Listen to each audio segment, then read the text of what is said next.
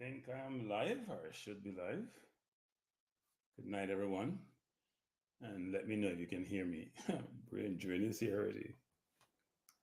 Just let me know if you can hear me, everyone. I think we're live. Before I start, I have to drink some water to cool myself down because it's going to be a warm night tonight. So let me know if you can hear me. I don't know. Super chat. Brain drain. When I $2 super chat in my yo, if you put some money on the board, cause you know the trouble you get. I mean, you give a lot of super chats. So I have to give you credit for that. Unlike a lot of people, you give a lot of super chats, so it's a good thing. But yeah, give me $2 means value my perspective on things. That's what you tell me. And by the way, people, may I mix up the communicate nowadays. It's me I talk more patois because I've been told I'm not authentic. Yeah, it is. So may I mix it up for sure. So I do have pedigree. Bless up Pristine. Bless up Drew Ross. Thanks for joining. Brain drain as usual.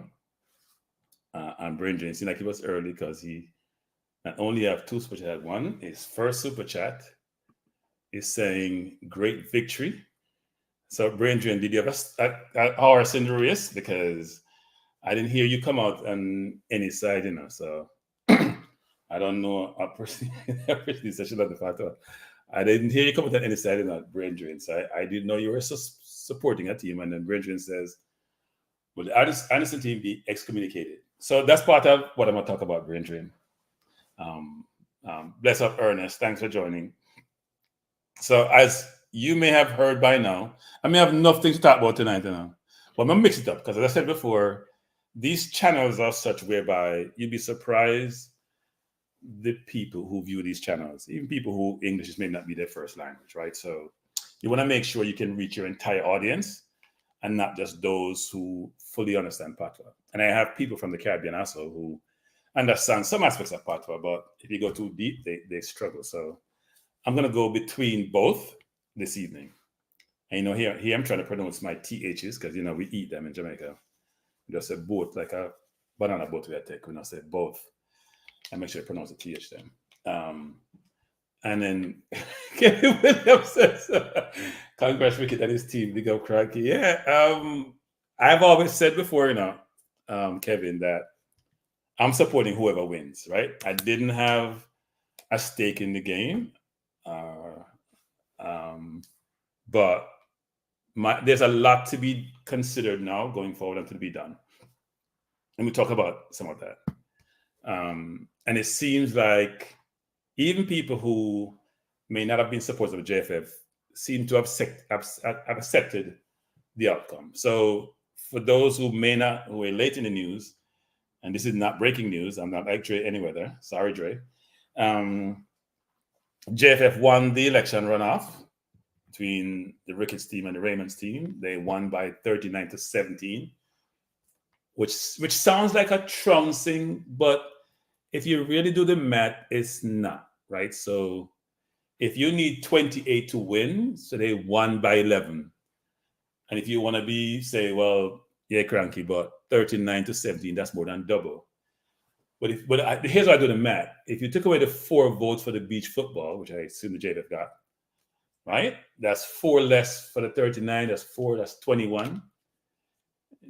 And some more parishes which get 2, and you never know. Maybe the Dallas I heard the Dallas was strong in them because I do watch other YouTube channels, and I heard Oral Tracy. Well, listen to a lot, by the way, and Oral's a very smart man and have perspective on a lot of different subjects, including JFF.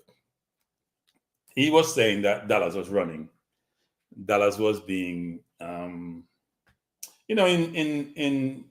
these situations, people are going to try to influence votes. And not only Dallas, he was saying some supposed badness, but regardless of what it is, I expected Ricketts team to win. And as that's a fresh guy is saying, JFF beat JFF. Yeah, so we'll get to some of that after it because it's interesting to think through what happens next, right? When you have elections and outcomes. And by the way, you see my outfit tonight, people say, no, so me I sprout the Arsenal thing. I have an Arsenal throwback jersey. It's an old And I don't hate on players who I love. Actually, it's a whole Cesc Fabregas #4, and then my team at work bought me the scarf because they know I'm a big Arsenal fan. So and we have the colors tonight, and I have a new chair too. You see my chair? Chair match my background. So me line up, because me have a channel myself, but me have to line up right before me start my channel. Now I start and I'm ready. So even though you may talk about it a lot, and some people are giving me a hard time, like this channel will never come. It may take a while because we have to start right. So, but it's interesting actually that the JFF won. Well, let me rephrase that. The Ricketts team won. I'm gonna call it JFF.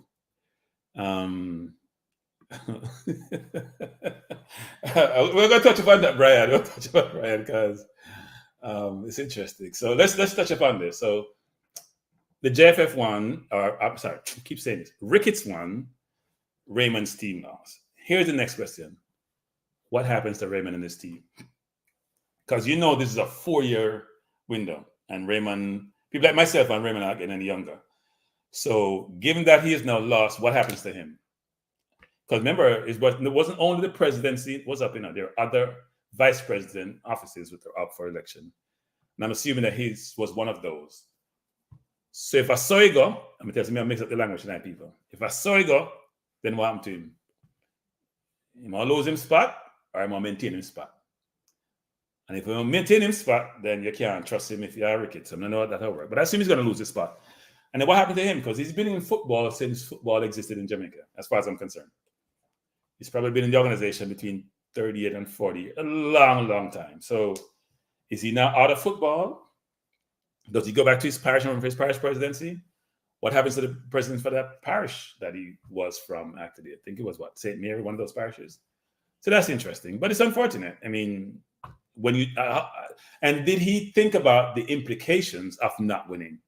Okay, sometimes we do things and we only think about the positive outcome. I always tell people, what's the risk reward for your decision? And the question is, did he think about what transpires subsequent if he loses, if he lost, which he did? So we'll see what happens. And then we're going to hear, so Brian asked about campaign manager. Kevin is saying, I guess, going to stick to the selector gig since he's no longer going to be. Some people like to back losers, And look, I think it's good that we have competition. We should appreciate that we had some semblance of competition, even though it was an internal competition. We need this. We need it because you know what comes out of this? The JFF had to put together a manifesto with a whole heap of sitting night, whole heap of something. We're gonna hold them to that manifesto. And we're gonna make sure each of those items in that manifesto is being executed against. It's not like politicians who make these promises and then don't carry them out. We're gonna make sure, because it's new media now. This is not like you have the old media, Sports Max and TVJ and CVM, and them too busy to stay up on your back 24/7. I don't know how many Jamaican affiliate YouTube channels there are, but I will look at them, and them grow like weeds because every day I have another one, and they all have the audience or a similar audience, and so you will expect.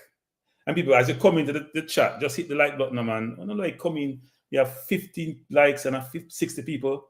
Come on, man. No, they're not skimp on the like thing. Just hit the like button, man. Unless you don't really like the conversation. And if you contribute, you must like it. You contribute. I mean, make sure say whatever you say go up on the board. So me do a little soliloquy. You put it out. So at the end of the day, it's going to be interesting to see what happens with Raymond and his team. He had put together what is deemed to be a very powerful team.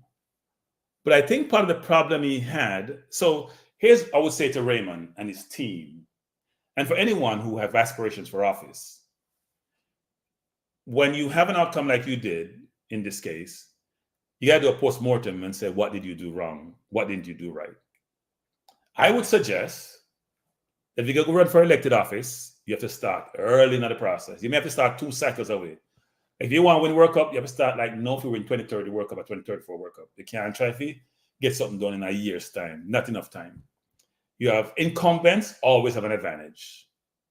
Unlike the US election, where to me are two incumbent. One was president before, one was president. You probably never had that in the US elections before, where you have what I call almost two incumbents. The incumbent is person in office now, but there was a person that run already, was in that seat. So they both, person in the seat have an advantage, right?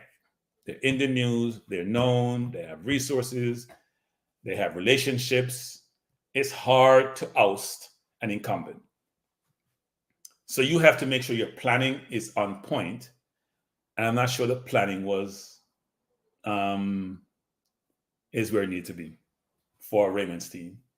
And I'm not sure Raymond was the candidate who engenders that sense of belief and trust, which would have people gravitate towards him and his team, actually. I mean, he had one person who was part of West Indies cricket, didn't leave with the best reputation. He had others that had great reputation, but not in football, in other communities. So he had to put together a team which people want to gravitate towards. I'm not sure he had that. And also, you got to make sure you know who your stakeholders are. Let me rephrase that. Who the delegates are to vote. Forget about stakeholders. Because not all stakeholders really matter when you're trying to win the seat. You know, fans, sponsors, government. Yeah, they're important, but it's when you're executing your responsibilities, not necessarily when you're voting. The people who can vote, you got to make sure you have them and have them in your pocket. The JFF was very confident because they know who they had, actually. So, interesting. Let me go through some of these comments.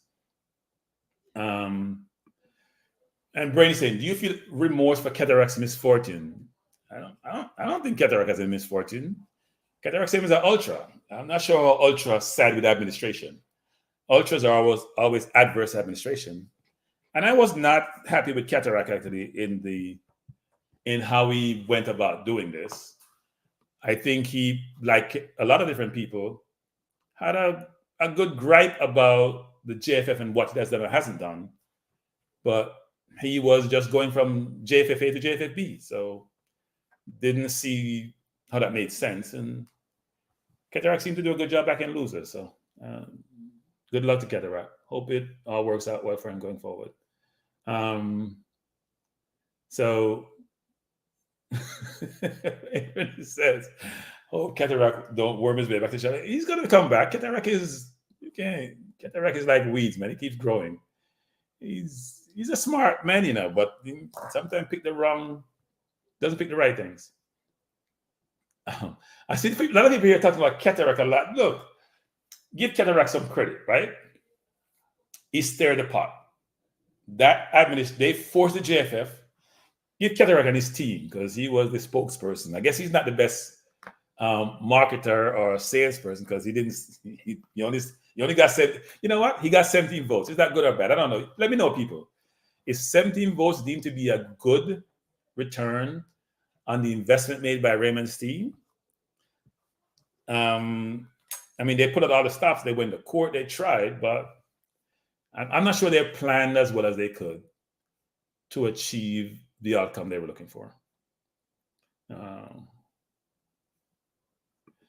So, Brain Drain said, I guess it's still not me, Brain Drain. YouTube channel is not complex compared to what I do and for, say, a nuclear scientist. What I know you do, Brain Drain, you're right. It's not as complex what you do because what you do is critique, but in a very unique way. I called you a person who job on this channel is to encourage thought. Actually, people may not see it that way, but it does. Is to let people think. Is to antagonize, challenge. There's a lot of different ways I can think about what you do. But look, it's all good. We can't be monolithic in our thinking and how we operate. And you have to do what you do, as them say. So, you gotta do your thing. Boy, there seems to be like anti-Cataract perspective here tonight. Once Cataract and the team was doomed. No, it was doomed before Cataract joined them. You have to have a resume to run for high office. Or you may not have the best resume. I'll give you an example of resumes. To me, Barack Obama didn't have the resume to run for office. He was in Illinois. He was a senator. He was young. But you know what he had? Couple of things. One is the most important thing: brilliant communication skills. which made him trustworthy, which made him believable. He had the persona and the look for TV, right? You look at him, you hear him, you're like, oh, I can see it. And then he made sense. He's very intelligent, very articulate, very intelligent. Now, I don't think he was one of our better presidents, to be frank. We can get into that when I have my Cranky Uncensored channel. But he was a person, when you hear him speak, he reminds me a little bit of Bill Clinton. And he was even more articulate. Bill Clinton was deemed to be the gift of gab, to have the gift of gab. So if Raymond had some of those skills, you'd never know. But you had to have skills and you had to have resources to be able to convince and influence, and you had to have relationships. And if he's in the JFF for like 40 years, frankly, and don't realize that, and didn't garner his votes before he went to vote, something is wrong. And seemed to start planning late, something is wrong. So apparently he wasn't the man for the job. But if he had won, I would have supported him because I support the football. And Henry's strong words says Raymond Anderson was being used as a puppet. People behind him was pulling the string. No one saw him as the president. Yeah, that may have been the case, but if you want somebody to be a show, to have the optics, or have that optics, provide that optics, I should say, if you want that person to be deemed to be the representative and who the people are seeing, you gotta understand, that's the person you have put out there, right? I am people want to see. I am people I see. That's what they want to see. They want to see. So it may not be different from some presidents, There are presidents out there who people believe, there are people behind the scenes who are managing what's happening, and they were just the front. But the front has to look good. The front have to sound good, have to appear good, have to be trustworthy, have to be believable, have to make you feel like they're better than what you provide. You can't hear somebody attacking and say, you know what, we can't talk to you. You're not sound right. You're not sound like a president. There's only one person can get away with that, and it's a billionaire. And they are the factors that drive why that person is so popular. But we're not getting to that tonight.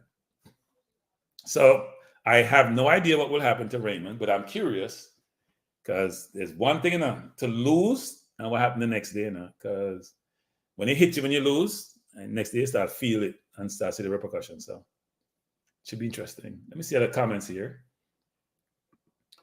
So Duckland says he fought for a cause and lost. It could have been worse. He could have won and don't know what these comments are hard, boy.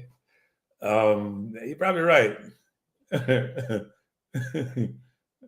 What Anthony Maxwell says, Blessed Craggy, thank you for continuing to burn the electoral fire. The administration must be held accountable. Just don't get too friendly and change. No. One thing I talk about it now. Now beg nobody nothing, say. If you don't beg nobody nothing, you can't be yourself.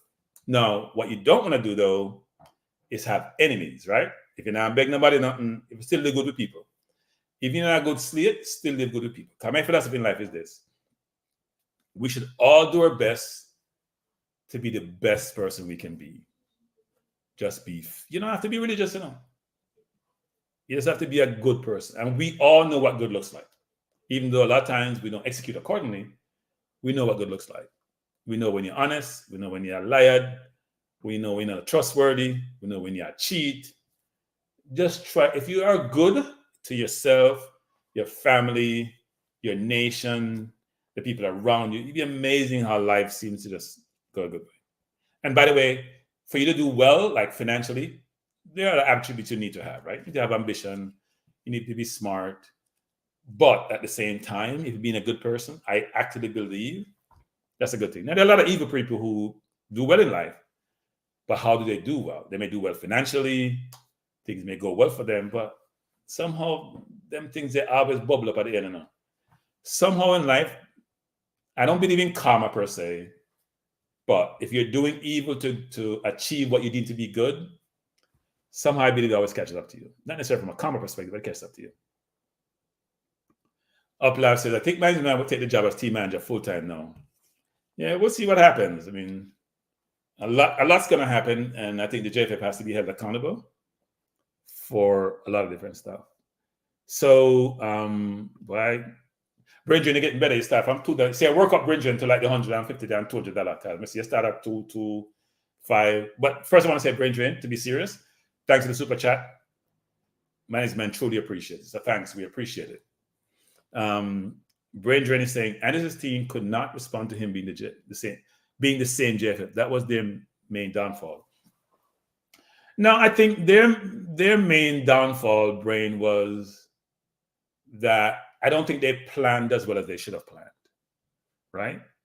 You have to do your research and you have to do your assessment and your due diligence to really determine because these elections they're not as secretive as people think they are.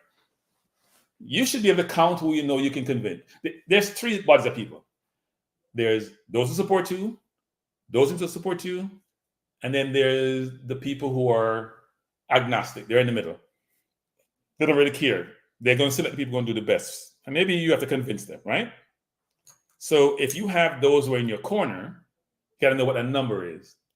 And other ones you will never be able to convince because they're in the other corner. So the people who are in the middle, the ones who may be ambivalent, the ones who are not clear, the ones who need convincing because they don't have a side, they're not selecting a side.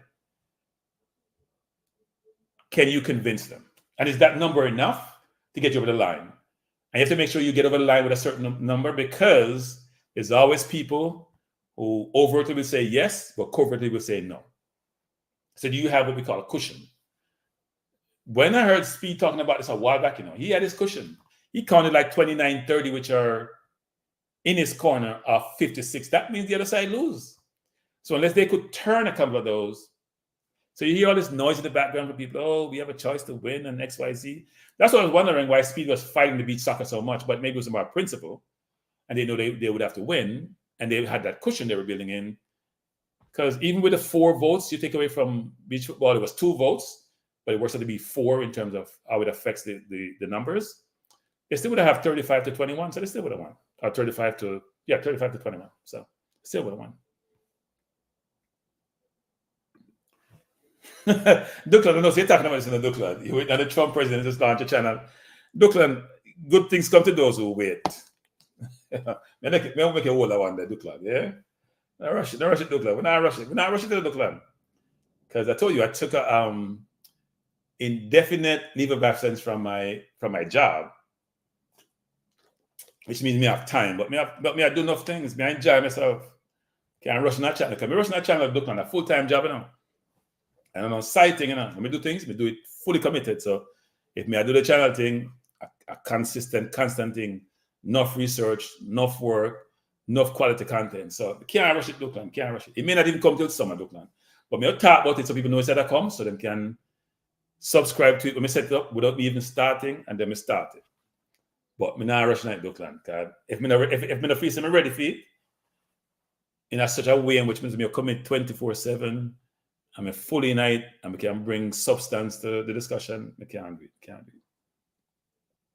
it. Winston is saying, Anderson was the problem, who was behind him. You know what? We should do a post-mortem on this and go to the whole thing. First of all, you know what? Hey, Raymond, you and I may not be in the best slate because, I haven't had the most positive comments to say about you and your candidacy and your team. But I would say this, though. I do respect that you tried to achieve the presidency. It's good to challenge the status quo. So if you want to be interviewed on this channel, we can have a discussion. We can talk about post-mortem, what you think you do wrong, and what you see going forward. I would love to have the discussion with you. Because maybe I may not have been as, I talk about fairness a lot. I know I was trying to be as objective as possible in talking about your candidacy. I did say I wasn't impressed, still wasn't. But we should talk about that more because there's a lot of experience that you have in the JFF in football, and there's always things that one can leverage to help organizations going forward. There is information, substance anywhere and everywhere if we look close enough. Even some instances where it may be cloudy, if you dig deep enough, you may find substance. So I'd love to bring that to the table. So even if you're out of the football, you should try to contribute to the football. So Donald says, so I guess XYZ is going to have a hard time getting his players in the squad. Yeah, I don't know, Dano. Some people are interesting, I'll call it. I don't touch certain name. I leave the name alone. Not touch certain people's name. But I'll say something about somebody because I heard him on the channel today. And Rudolph, I'll beat you, Rudolph. I'll beat you, Rudolph. I'm here on the channel. I don't really watch the channel, but I go up on the channel today for some reason. I'm here, you, Rudolph. I'm gonna box you, Rudolph. I'm gonna talk serious battle. I'm gonna box you. I'm here to talk about Ryan, you can't help me, Ryan, you can't help me, Ryan, you don't want to treat me so. I said, Rudolph, all that. Now, I know you want to be professional, and we have to be professional in these forums, right? We shouldn't stoop to certain people's where they are, because that person who you're arguing with today, I'm not afraid to say it, him talk like a 5-year-old, him write like a 5-year-old, and him act like a 2-year-old. Fact. No matter what some people want to achieve in life, you can't buy class. Can't buy class in life. So me answer, you can't buy class. So it may not be classy me saying this, but you can't buy class. And in life, you have to try to do the best in terms of being a good person. And what you achieve in life, in fact, the more you achieve, the more humble you should become. The more you achieve, the more you should realize you have a responsibility to operate in a certain way. The more you achieve in life, you'll be amazed. Because I always wonder, I'm going to digress now, people, make up on tangents sometimes. I always wonder how if billionaires enjoy their life. And people may say, well, yeah, talk about my youth, money run things. I mean, I agree with that. But when you don't have anything in life to achieve, then the question is, can you have the money in there? Can you buy anything you want to buy? Right? You get treated like a king. Can't buy much car you can drive. How much house you can have for living at. If you invest, can be invest in a house. How much, unlike how much woman you can have. You can have 100, but you can, okay, if you have 100, 90% of your own, okay, you share. So I talk raw now. So how much anything you can have? See, if you just live good with people and treat people good. I idiot thing if you are going a certain way and disrespect people and load and carry on, can you achieve certain things? People like that may just say, a waste of time. Now, the video. You can't engage in that video. Can't video. Because then you don't understand, so sometimes when you have money in life, you realize money is overrated. And that may sound counterproductive, contrary to how you think about life, because I believe money, we say it all the time, people give me a hard time, money is probably the most important thing in life. And if you say, well, yeah, what about life? Well, if you don't have life, the money doesn't make sense. But you can't disrespect people or want to load and bother people and show off and go and can you achieve certain things? Who cares? Life too short for them nonsense there. You come here for a little bit of time, you do your best you can do, and you go back where we come from initially. So let me see. Anyway.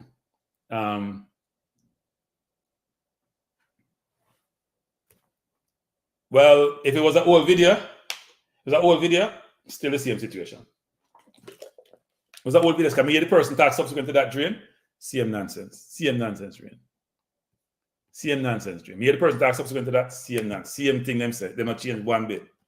And here's the thing about the football now. Rudolph is conflicted. Me agree with that one day.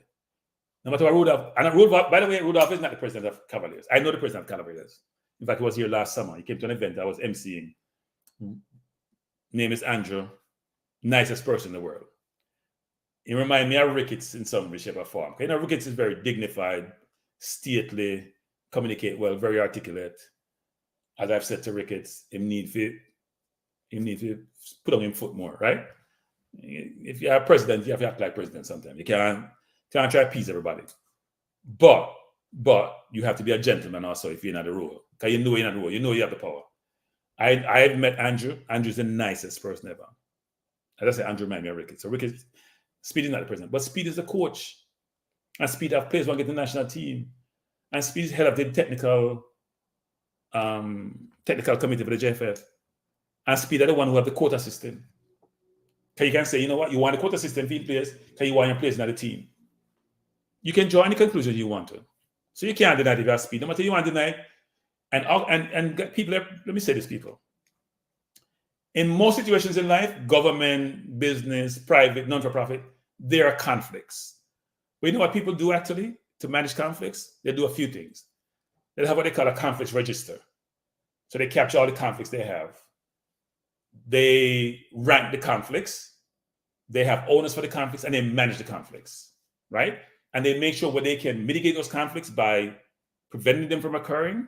But if they can't prevent the conflicts, they find ways to make sure it's above board what they're doing, they do so. We don't have that with the JFF. And the JFF need to look into this. The conflict we have here, and I understand Speed is having qualifications as a coach and in one part of JFF, but something has to give. You can't have your cake and eat it too, no matter how much you want that cake. And sometimes the cake rotten. And right now, if you have the conflict where you have, whether it's substantive or just an appearance, the conflict is there and it's a problem. So when Speed come tell me about my stakeholders want no foreign-born players in my team, I'm like, well, you're your own stakeholder. So forget about the parish president, who they are. You're your own stakeholder. Whether you are above board or not, it doesn't appear that way. So, and even though I said I've liked Speed all the time, he's a very smart man, has a lot of great attributes, he still can't get around the fact that he has that conflict. So what is Brain saying? There'll always be conflicts. Example, no matter how many people in HR tell me I have to interview, I already know who I want. Yeah, well, the problem with that brain drain is that your HR department and your company need to enhance how you do your recruiting. So what do I mean then? First of all, you should be so decision maker for any person that comes to your team. You should have a panel, not even a panel, you should have a number of people, because there are things that you may not be looking for in a candidate that others may see that you may not see. And I've seen this throughout my career. So you shouldn't be the sole determinant. Now, if you're the president and you hire somebody with a huge resume, it may be that case because you know who you want. But in most instances, you should listen to others who are smarter than you to inform your view about those candidates. Because you'd be surprised about what you didn't think about, they make you think about. But I would agree with you that in other instances, and that's the problem that we have brain drain in this society. It's like people see me going on that path and I want to go down, whereby that's why people like us struggle to get jobs in the majority world. That's why people don't understand why diversity and affirmative actions are important. Because if you go to the career that like I have, people hire people who look like them. They go to the same school, they go to the same church, they have the same background. You may have two qualified candidates, but the one who I'm familiar with and look like me and eat what I eat and drink what I drink and associate the way I associate, that's what I'm comfortable with. I mean, I'd be comfortable with someone who doesn't look like me. We have those problems. So I'm not going to go to my pad tonight, but it happens all the time. That's not going to happen. Amen. Jamaica is one big conflict. So it ain't going to happen. But I do think that it's something they should aspire to be better. And given all that have happened around the JFF, and the JFF has so much information from so many different places to help them govern and manage the JFF. There's so many people who contribute to the conversation. You can pick sense of the nonsense, and I say that all the time. I would hope that they would do this. Go out and source information to help them run the organization. Think about things that they may have thought about, which they need to consider. So, Peter Missing says, "Greetings, Cranky. We sticking to what we already know. Wonderful. I don't want to see the other side with their myopic, localized mindset." Yeah, Peter, I am concerned about I think both sides have localized mindset, but it's about the degree of the localized mindset, right? So one side may all just be local, period, but when they had to run for office, they espouse the view. I mean, listen it. Them say them want everybody, but they don't want everybody. Lie to myself. Right? Them espouse the views that we want everyone, but we have heard them and people in that team don't want any overseas born players in the team. Speed team is different, right? They say for the senior team, they're agnostic to who is part of it. They bring anybody in, but for the junior teams, and junior started under 20, they have a quota system. Now, Speed did agree the other day when I called him out, and I didn't want to call him out in a public forum, but he deserved to be called out because he and Chunk keep pushing this. That is contrary to the Constitution, what they have done. They're going to change something. I have no idea what they're going to change. I'm not sure they're going to change much. They may just try to take Bert out of the Constitution, which is not acceptable. We'll see what comes out of it, because I'm going to keep reading the Constitution to see if anything change and then hear what he has to say about how the team is selected. And Raymond said, now the JFF can recruit a top quality coach for the girls. Now, here's what I like to see, people. This is very important because I had this on my list. What happens to the regular girls, especially the ones who are deemed to be on strike? Now, I think there's some people in the JFF, this is my opinion, so they can challenge me if they want, who would love to see some of those girls disappear. Especially one they would think could be the troublemakers. But I think life is boring unless you're challenged, right? Now, the nature of the challenge, I think, could be better presented. I don't think it was appropriate for the girls to go on worldwide media and create all this chaos. You can indicate that you're disenchanted about certain things, but you got to manage what you say, because everything that you say gets recorded, it's observed, it's assessed, and I'm not sure they walk away in the best light. Even though I know people, some in my household, who, no matter what the girl says, no matter what the girls say, they're on the girl side. Now, do the girls have grievances? Yes, because we know the JFF has had competency issues. You know, so I'm not trying to be as toxic as I probably were in talking some of these things. I'm trying to be more mild in my comments. So instead of saying incompetent, I say not as competent. It resonates less.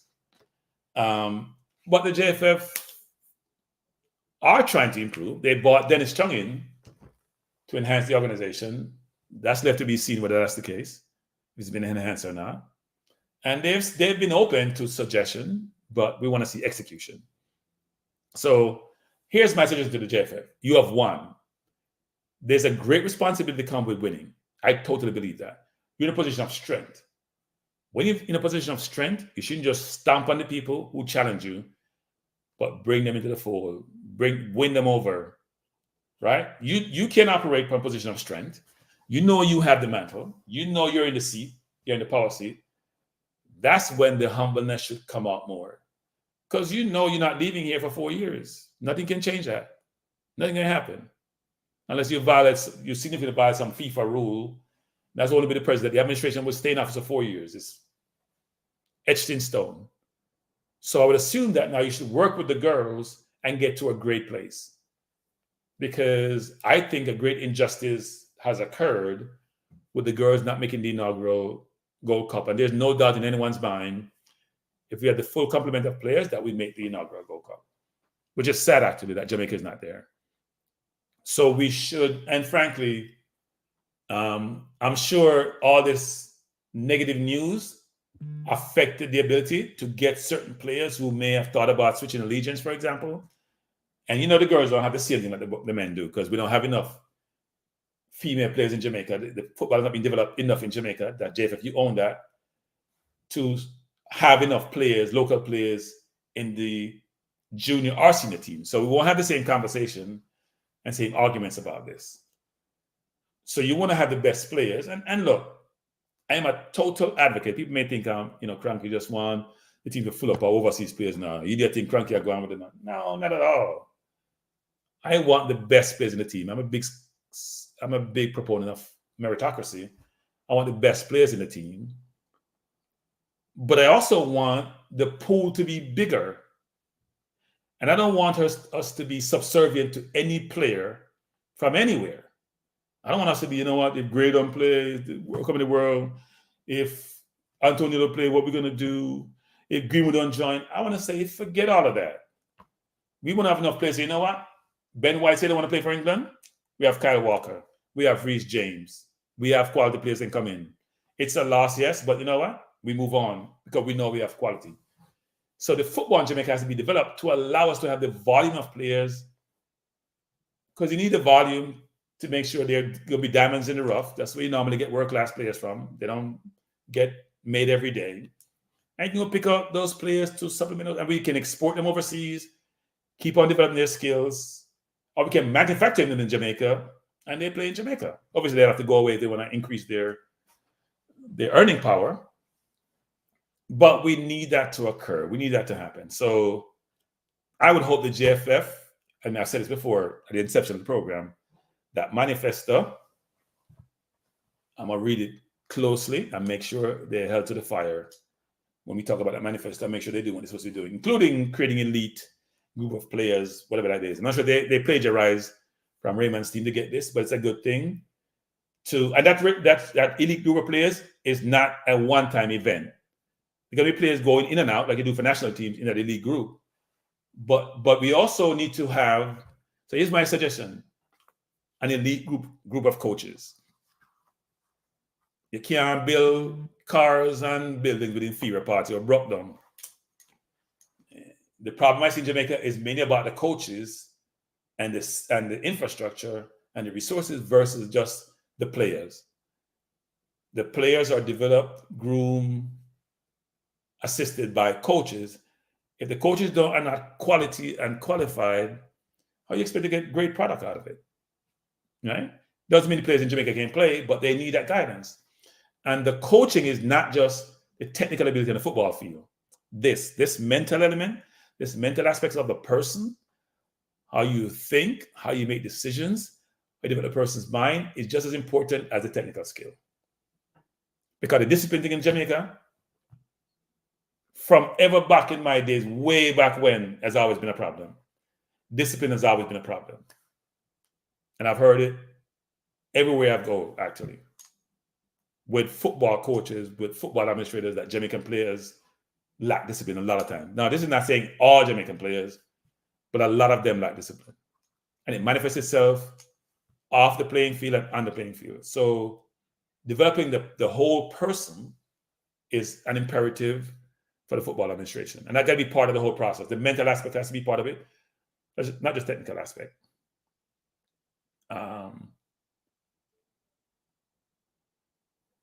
So Raymond says, they agreed in the meeting that the line cannot be crossed. They weren't picking any coaches.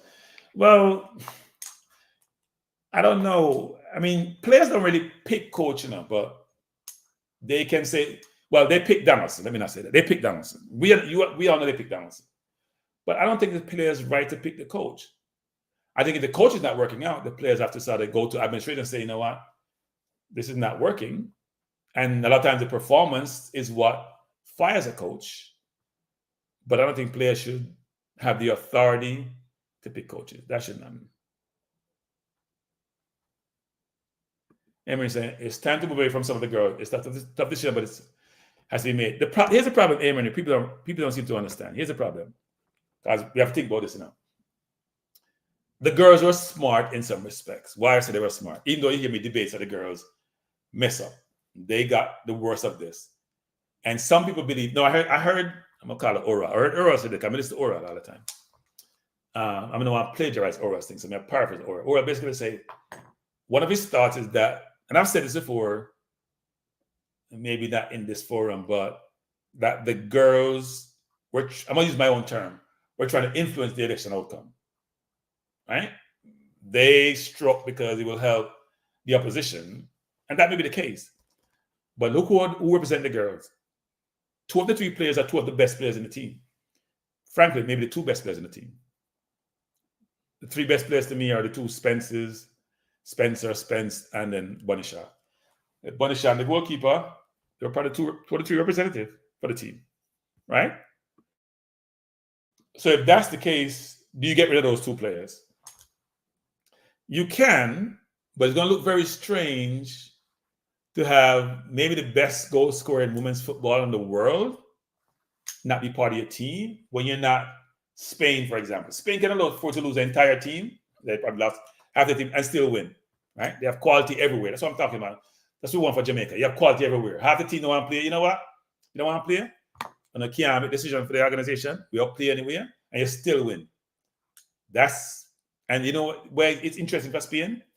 Because Spain have the most UEFA qualified coaches in the world. Or not in Europe, I should say. But in terms of equivalent coaches, Spain have the most. And if you look at England, enough Spain coach today. Number Spain coach. Una Emery coach, Guardiola Spanish, Arteta Spanish. You have a number of Spanish coaches who are in the English Premier League. In fact, you have very few England-born coaches there, which says interesting because we don't like that about quota, you know. But I see no quota about coaches in England, you know. Most of the coaches are not English-born coaches.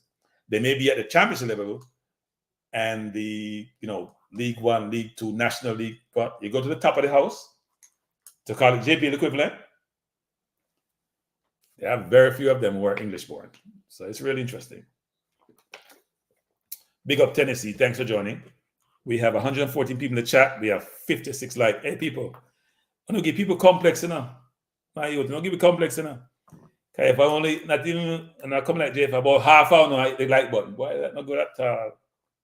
That's not at all. I mean, if you don't like the program at all. S Technique saying, Cranky, the girls were smart. People, please hit the like button. The girls were smart but not clever. If I were the JFF, I would ask Bunny suspend her for a year. Nah, your punishment has to be, the punishment has to fit the crime, if it's really a crime, actually. I believe when you're in a position of strength, you should say, you know what? All is forgotten. But here are the rules. So we operate going forward. All is forgotten. We start a new slate. We are clean the slate. Right? But you have to understand, this is how we're going to operate going forward. You have your role as a player. Your job is to come, play, we pay you, we get the best facilities, we make sure everything is taken care of. But your job is not to govern and manage the organization and manage what's going on and determine the coaches and say who they're supposed to coach. That's not your job. We need to know our roles in life. And you have your role and you do your role. Now, if you have a problem with the coach, you have to escalate to the people them who oversee the coaches then. But then your job for coach. So you can't tell we have a coach. At the same time, the girl have to say, you know what? We can't come play for your organization where now pay a week card. There's no free, now make money. In fact, I don't want you no money argument from the JFF going forward, people. I don't want you no money argument because as far as me understand, then I get money from Adidas and other sponsors. Them it's a big sponsor the panel road to come in. The government give them money. FIFA give them $2 million a year. I think every administration, FIFA, much members, about 200, what the number is, I get $2 million a year for football development. Because then I get money from Gold Cup. Then I get money from CONCACAF Nations League. Then I get money related to World Cup qualifiers. If we start a game, which some of us start, by the way, and more money. So money I roll. Money everywhere. Money I come from all angles. So the 300 million that they want to talk about, which is already $2 million not real money. And then so pay them about half of that. And so you can't pay off that. So first, we pay it off because it have interest on it. I'm sure the interest rate not cheap, right? If I pay 8-9% interest for $1 million, $89,000 a year, that waste of money. Pay off the debt, try to build up reserves, when then they'll call it surplus. Try to build up reserves. So then, like we call there's ready need money, there's investment money, and there's discretionary money you can spend. So let's hope the JFF is thinking that way. And then bringing Chum, who's supposed to be a financial expert in my CPA, along with Speed, them supposed to figure out how to budget and spend the money. And cut back on some of the expenses, them. People, players alone to fly business class because they're my workers. Everybody has to fly. Me and the coach, but if you fly it long, you can fly premium economy. Unless you go, for example, like you go England, and you can afford it for fly business. But if you work with the airline, them to get benefits, to get perks, get frequent flyer miles or whatever it is you get. When you have conferences or you have flying bulk and them thing there, right? You find ways to help you alleviate some of the financial pressures. Be creative. And also, I would love for the JFF to do this, actually. I'd love the JFF to think about broad the stakeholder community, because I'm kind of narrow down the thinking. Broaden that community, not just for the voters, but think big, right? Think global Jamaica. Think local Jamaica. Think more globally in terms of what you want, who you want to contribute to your organization, what that should look like, what you're going to source, information, resource, whatever it is. Try to be that true catalyst for the society and move the program forward. It's an imperative to do that. It's very important to do that. So I hope them do that. That's my hope, actually. People keep hitting the like button. We're only up to 73 now, 137 people in the chat, people. And I stingy. Me want to know something. Because sometimes it's slow enough. You see that finger, yeah? That finger, yeah? You want to use that one. Anyone you want to use?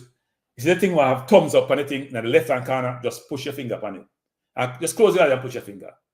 But don't make sure you're missing it, because you may push the wrong and go down. Push the one and go down. Just use your finger and just push it and close your eye. Even if you don't want to push it, just push it, people. And the more people like the button, the more people see it, the more they want to watch it. See? Just push the button. So my hope is that, just to go back to the JFF, we're talking about, but people, some of the Manu fan in my chat, we'll talk about the big team a little bit today, because I big up Manu. It'll be a Manu later. We'll talk about that a little bit. But may finish the JFF discussion. So here's a question I have actually.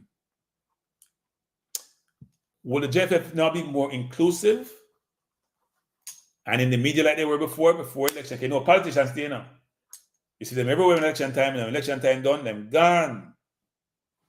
So JFF, they are still, I don't disappear like politicians. We can see them in the house attack or in the parliament attack, you can't see them. And are you going to be more transparent? Because Speed always accused me of me overuse the word, but the word is important. Because when things covert in the dark, we can't see it. We need things to be overt and transparent so we can see it. And we can contribute to it. Because I don't know what people undercover. Because them think what Speed and Dennis are doing is send out financial statements like a year and a half after them done. A waste of time. Dennis one talk about said, we have this AGM in December. And Dennis, we don't March, you talk about December.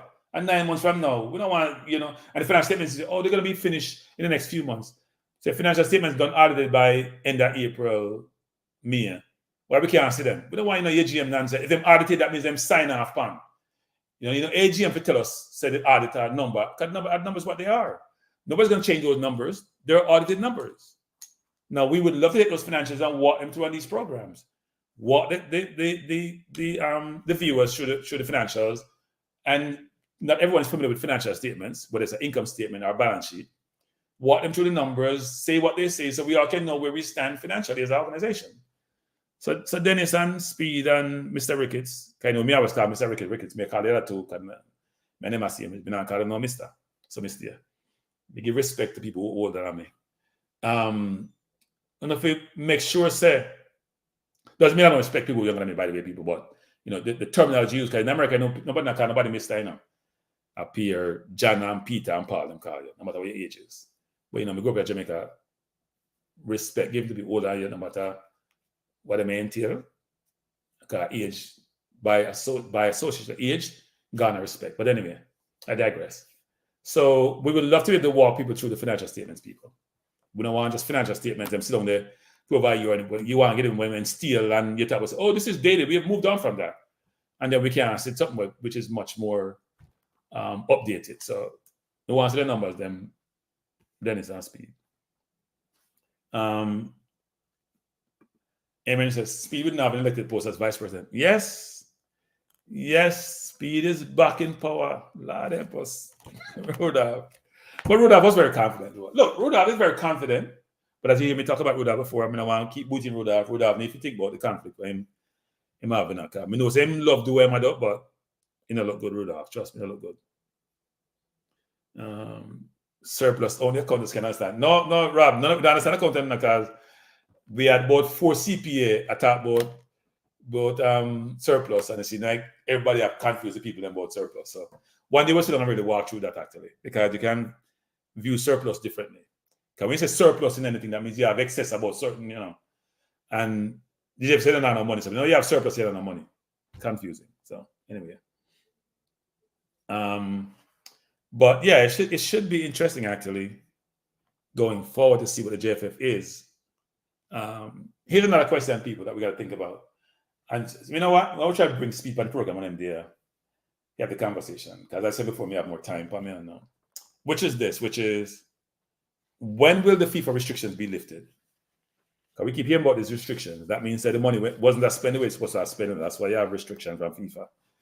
So the question is, when will the restrictions be lifted? Now we have election done through FIFA Africa. FIFA is an interesting organization now.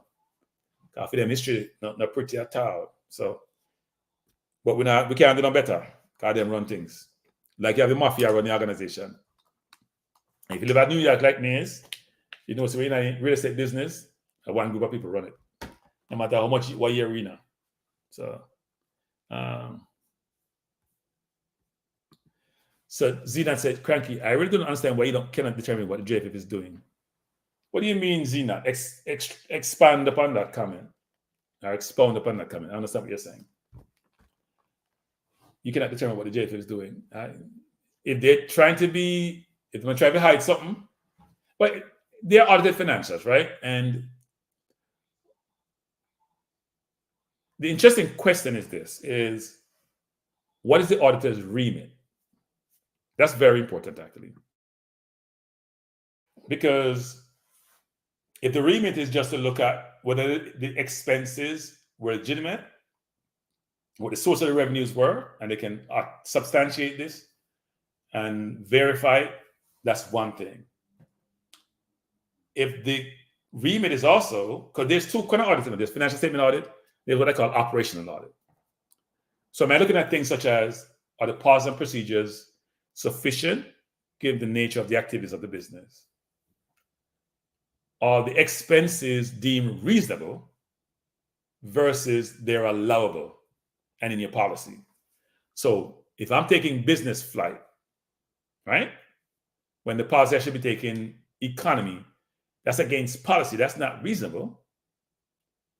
But it may be okay because it's a legitimate expense. I flew to Texas to go to the Nations League semifinal, but how did I fly? What did I get for per diem? How much did I charge for any additional expenses? What I charge for? What hotel did I stay in? Did I stay in some 5-star hotel? Or required to stay in preferred hotel? And those hotels are named, and you know what they are, right? Do I stay at the Four Seasons versus the Marriott, for example? That's the question. So are they looking at, you know what? It was $1,000 a night, but it's allowed. It's not allowed. It's $1,000 a night. It's legit expenses. I see the receipt, but they're not challenging whether or not that's reasonable. Those things are important. Most financial auditors are looking at whether it's a true expense, not if it's reasonable. And I would love to ask Chung that question, actually, if he ever speaks to me again. So it's interesting. Now, the question I asked previously was, given the JFF is now won, they have 4 years to do a lot of things. And I'm sure they want to keep on running the organization for, I don't want to use a Putin analogy, but they want to run it, right? Putin want to be president for life. I'm sure they want to be in that seat for a long time. But your deeds, your accomplishments, your works give you the resume to enable you to should remain in power, right? If you have accomplished enough, people will reelect you because they realize that, you know what, you're doing well. Unless they think that you're not doing well, they may want to change you up. That's what normally happens. Peter saying, Cranky, the appearance of a conflict of interest doesn't necessarily mean one exists. I think Mr. Speaker, a man of integrity that doesn't allow his position to interfere with selection. You know, Peter, there used to be a saying in accountants used to say at one point, it says trust but verify. That means, yeah, I'm going to trust what you say, but I'm going to substantiate it. You know what people say nowadays, Peter? Huh? They don't say trust but verify. No. They just say verify. But then I trust business. And people try to make sure that they reduce that appearance of conflict to even prevent it from being questioned, from there be questions. So I can understand that view, and you may trust somebody. Nowadays, I don't trust nobody now. Me take people what me see. I trust business, I trust business. I want nobody owe me nothing, so I don't trust nobody nothing. I don't want to trust nobody, but I want nobody to trust me. And I trust business. You want to verify it, that's all. We want to substantiate things. And here's the thing, Peter. So Peter, even if there are a lot of people in life, Peter, who are actually people of integrity, they still sometimes do things which are not appropriate. They have a good heart. They have a history of doing the right thing. But when they're conflicted, sometimes they have to make tough decisions. You should not put yourself in that situation. And when you have conflict, there have to be things you can do to mitigate those conflicts. Meaning you may not eliminate conflicts, but reduce it to a point where it's digestible and acceptable. So in his case, he's vice president for the JFF. He's at a technical committee, who, by the way, determine the pool of players. He's coaching a club where he has players. Now, hey, Peter, think about this way, Peter. Say Mount Pleasant have 220 baller, our national baller, senior player, and Cavaliers have 2, and they're similar quality. Just go with this for a while. You really have the situation. And speed of a stadium, we think will get selected. And speed of influence to the committee, we think will get selected. And if I was a player for Cavaliers, I'd be like, what do you mean? I'm better than this person. If it's subjective about ability and it's really close. Not say that will happen, but it may happen. So you shouldn't put yourself in those situations. You shouldn't. You should try to figure a way to not have those situations occur, or figure a way to reduce it. Right? So, for example, maybe he's not part of the team that, if it comes to a point where I don't know how you get around that, because he coaches the JPL, and there are a bunch of players in JPL who qualify for the national team. So I don't know how you'd be a coach on the technical committee simultaneously. I don't know how that works. I don't know how you'd be totally objective. I'm not sure it's possible.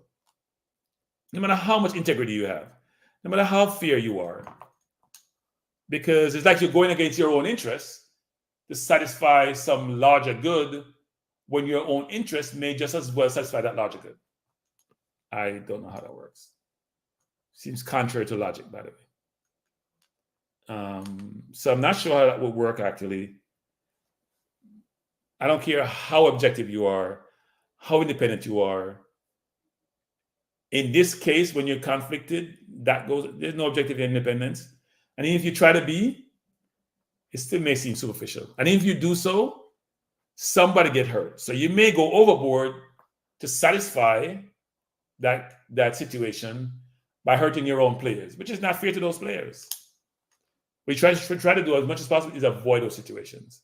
And like I said, in any walks of life, conflicts permeates every industry, a lot of situations, a lot of environment, but try your best to reduce those conflicts. And these ones are things that we create, not things which just occur by osmosis. So.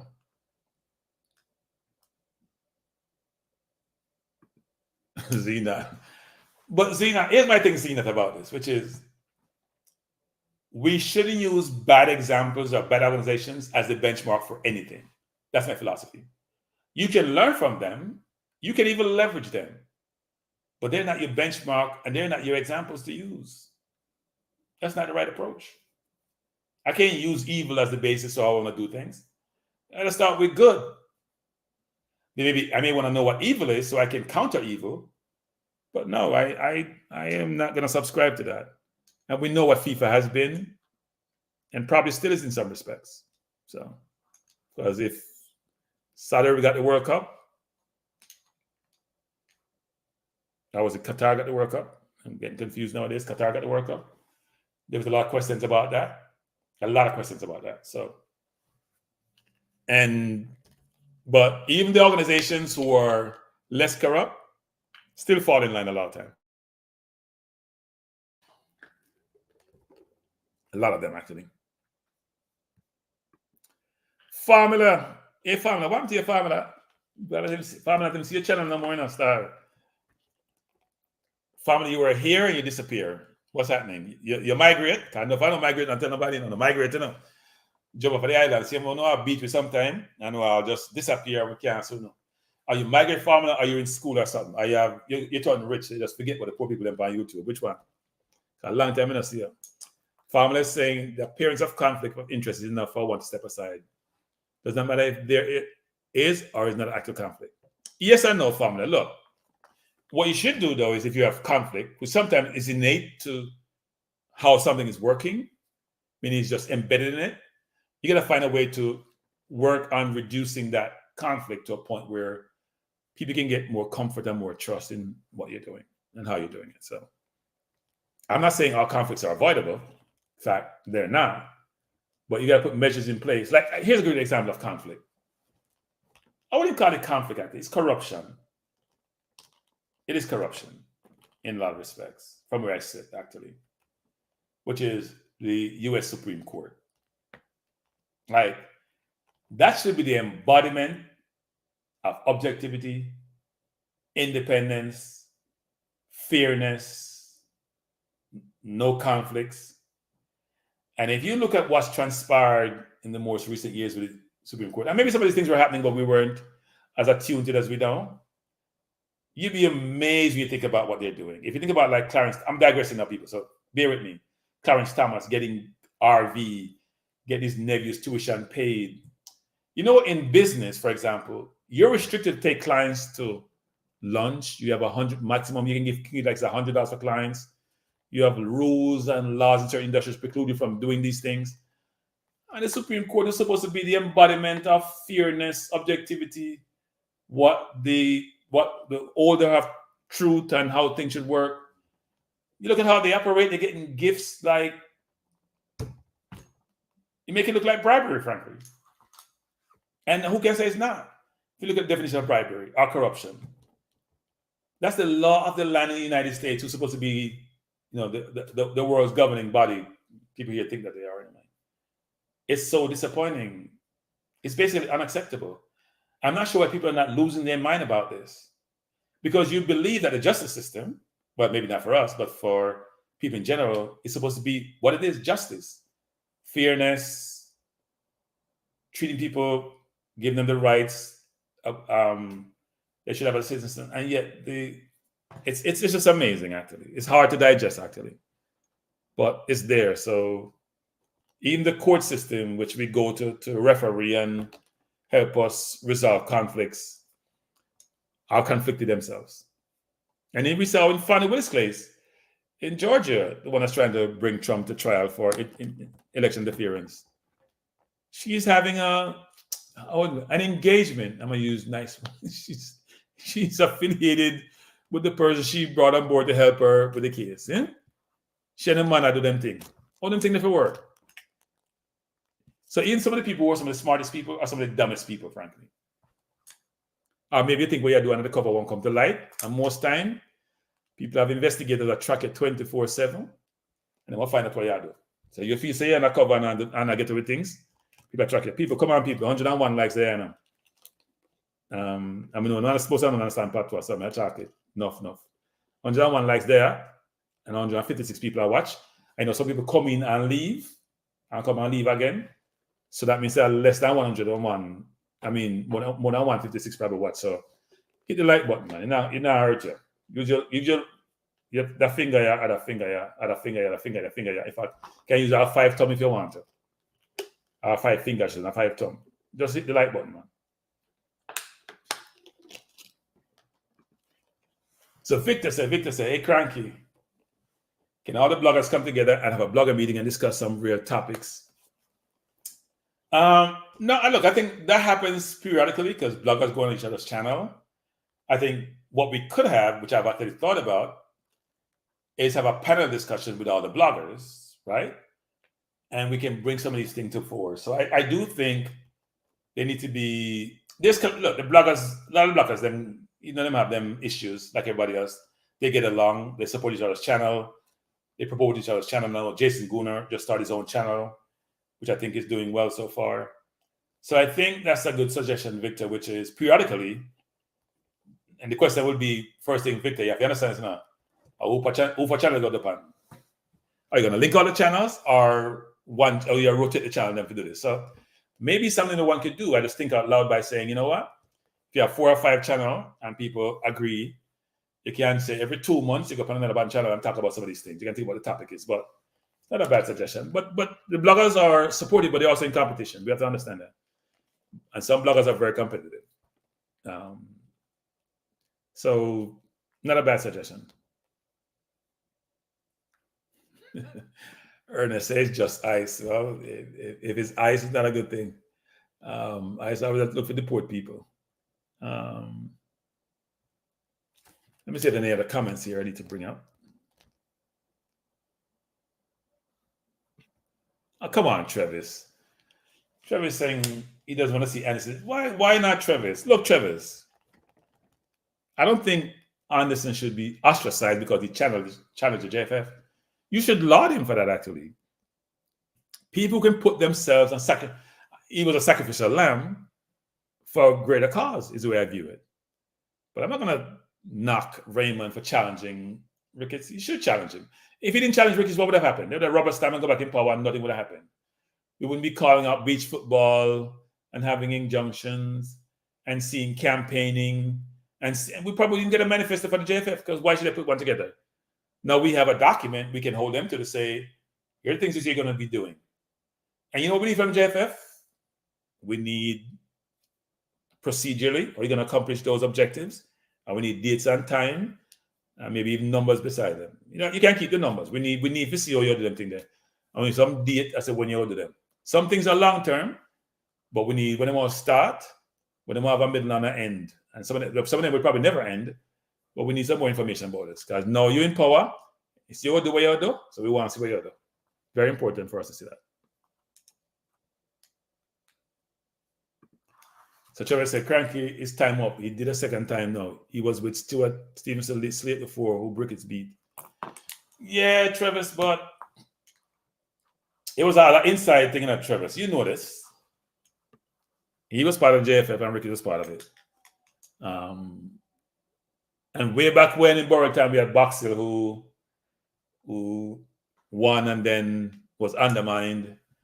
And the president who assumed responsibility subsequent to Boxill make sure say, you know what? And do a potent thing. Make sure say never lose an election. So what we want? Somebody who do the potent thing, our democratic process where we can challenge people. We can have some kind of a say, no, we can't influence nothing really, but we can hold people to the fire, we can call them out. No, we need people to challenge them, man. And I hope actually that a better slate is put together for the next election. I hope more people come together much earlier and put together a slate with candidates to go. And by the way, the Constitution needs to change in a lot of ways. Because when I realize what the Constitution does, some people miss certain things, you know. Them set it up so only a small number of people can even qualify for run for office, much as run for president. It's been orchestrated and it's in a way where only certain people, even if you have citizens, just like how them have quota for under age, for the people under a certain age, them have them own setup for manage who can run for office for the JFF. That needs to change also. This is not, you know, if you can be president of Jamaica, I'm sorry, I apologize.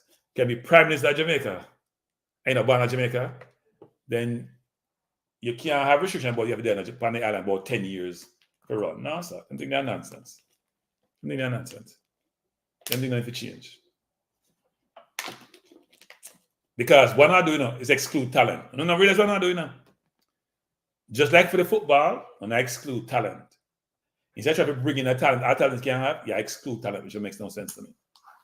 And if you think bigger than that, I'm thinking more patriotic, it's kind of think parochial, and think for and just want to do things for themselves so we can monopolize power. Now, if we expand the power, if we don't want to broaden our horizon and broaden the reach and broaden the pool, just like you want to broaden the pool of players, you have to broaden the pool of administrators too. You have to broaden the pool of coaches. So one thing JFF have done recently actually is like Freddie Butler, for example, or Alderman Butler, it's his right name, who I'm familiar with, is the coach for the under-17. And Freddie has been doing a brilliant job in Florida, doing what he's doing, and also being involved with the program. That's a great thing for the organization to bring in individuals. And Freddie's overseas based, by the way. I'm sure he spent a lot of time in Jamaica and was a former national player. So we want to see things like those. So you have to broaden the pool of individuals with the qualifications to allow you to get the best talent, to allow you to move the program forward. There's one thing when the Constitution, you don't need to change them. Because them are a waste of time. They now help the program.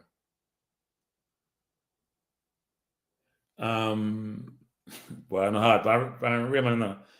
Real baller say, Cranky, we're lucky. Imagine Raymond in the States of Canada giving interviews on Jamaica's behalf. Why, man, I like a blaspheme. The blaspheme said Christ Jesus, a blaspheme that. Yeah, I mentioned this at the outset, right? Which is one's ability to articulate oneself, to communicate well, both in written and verbal form, is important when you're in such a significant position, when you're president of an organization, which is always going to be in the public domain. You need someone who is articulate to communicate to the masses. not in the masses, actually, communicate internally and externally. That's important, right? And also can surround himself with bright people to help them execute their responsibilities. So I'm not saying Raymond is not bright, but Raymond's resume wasn't the most impressive, given his football affiliation. And I'm not going to critique Raymond for challenging for the position of JFF, even though indirectly I am questioning him and his resume, but I love the fact that someone actually challenged the JFF, even though it was an insider. To me, that's important. Very, very important for the JFF to be challenged.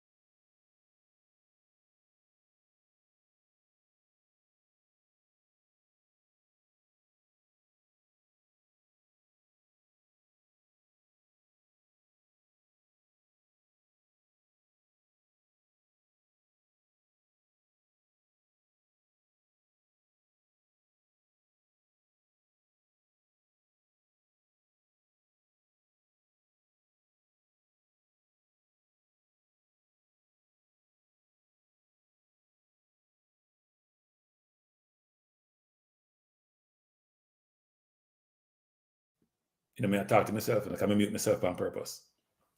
And me sound good to myself, but I don't think me sound that good when I talk to him. But anyway, myself again. The last point I want to make tonight on the chip. Okay, I'm just going to mute myself and talk to myself. Maybe it's a good thing. I mean, me have big feet. You know what? It's a good mute because me have big feet on like, and then give me so this on the deaf, and then hear me then.